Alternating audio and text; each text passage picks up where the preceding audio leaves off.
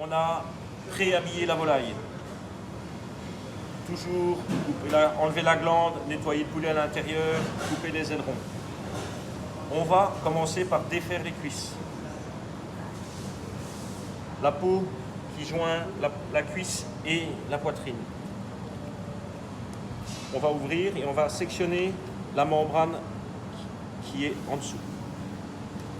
On descend sans couper dans la chair. Donc je n'ai pas coupé dans cette chair-là. Je vais retourner mon poulet et je vais remonter la cuisse vers le haut.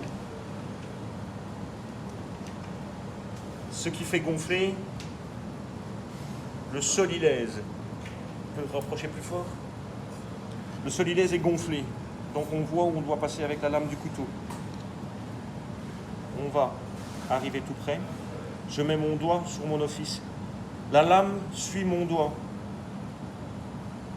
Là, je sens où j'ai l'os.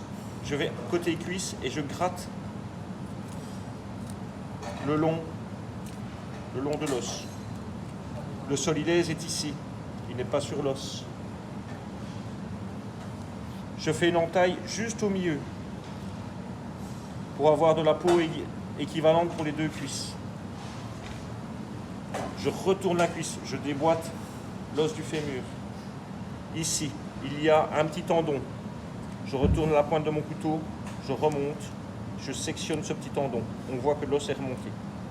Je mets mon pouce sur le fémur. Mon autre pouce va sur l'os du bassin pour tenir le poulet. Et je tire. Voilà, j'ai levé une cuisse.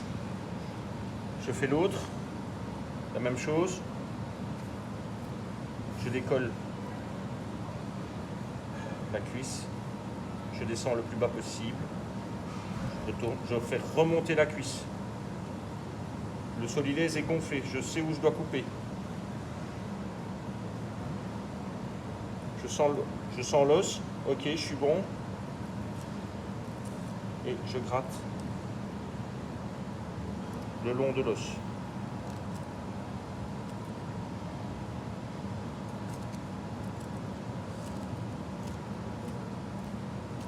Voilà, ici, l'os du bassin est bien propre. Je retourne le fémur. Je sectionne les petits tendons. Je mets mon index sur le fémur. Je mets mes deux doigts dans l'os du bassin. L'os du bassin ne tient plus que par une vertèbre. Si on tire sans tenir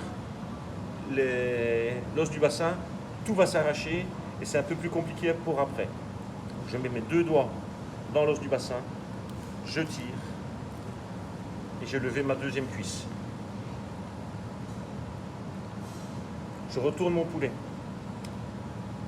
Je mets la peau correctement pour avoir la même chose pour les couverts. L'os du bréchet est ici.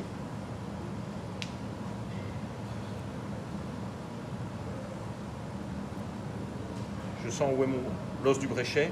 Il est ici. Ma pointe de couteau légèrement incurvée vers l'os.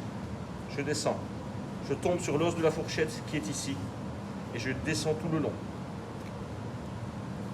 Je soulève légèrement la poitrine et je décolle toute la chair de la carcasse.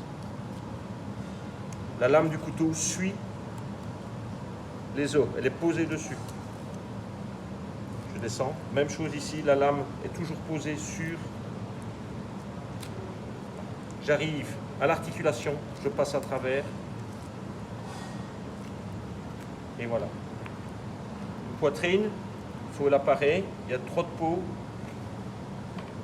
on enlève. Ici, à la pointe, c'est pareil. J'ai ma poitrine qui est levée. Je fais la même chose pour l'autre. La lame légèrement incurvée. Je descends bien le long. J'arrive le long de l'os de la fourchette. Je descends. en essayant de garder un maximum de chair. J'écarte légèrement. Ne pas hésiter à faire tourner le poulet. La lame du couteau suit la carcasse. Mon couteau peut tourner de gauche et de droite pour travailler le plus proprement possible. Ici, il y a l'articulation, je passe à travers. Même chose, s'il y a trop de peau, je pars.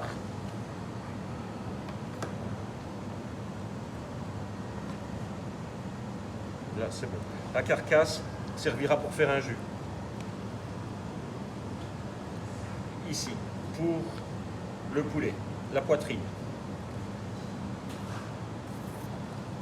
On a des poitrines qui sont beaucoup trop grosses pour faire un couvert. Donc, dans ce cas-là, ce qu'on fait, on retire l'aiguillette. On la soulève, ça se défait tout seul. On prend un couteau. Voilà. L'aiguillette sera travaillée par après pour, par exemple, faire une farce fine. Pour mettre en forme la poitrine, on regarde que la peau soit bien au milieu, bien positionnée. On prend l'aileron, on le retourne et on le positionne comme ceci. Le redresser, on sait où on doit piquer pour faire passer l'aileron. On prend la peau, on s'assure que la pointe du couteau passe à travers la peau. On enfonce le couteau jusqu'à la garde. On retourne, on retire. Et directement, je mets mon doigt dans le trou. Voilà. On voit mon doigt qui est ici. Je prends l'aileron, le bout de l'aileron, je le passe dedans. Je l'enfonce, je fais sortir tout l'aileron. Je replie en dessous. Et nous avons une poitrine qui est habillée, prête à la cuisson. Pour les cuisses.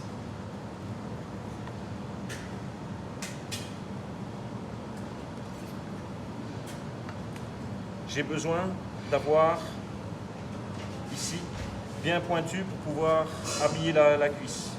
Je mets mon couteau juste en dessous du genou, qui est ici, juste en dessous, en diagonale, et d'un coup sec. Je sectionne.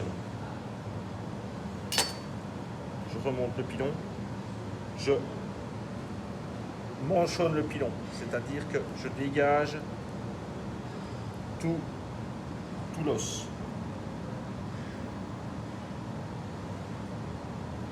Voilà.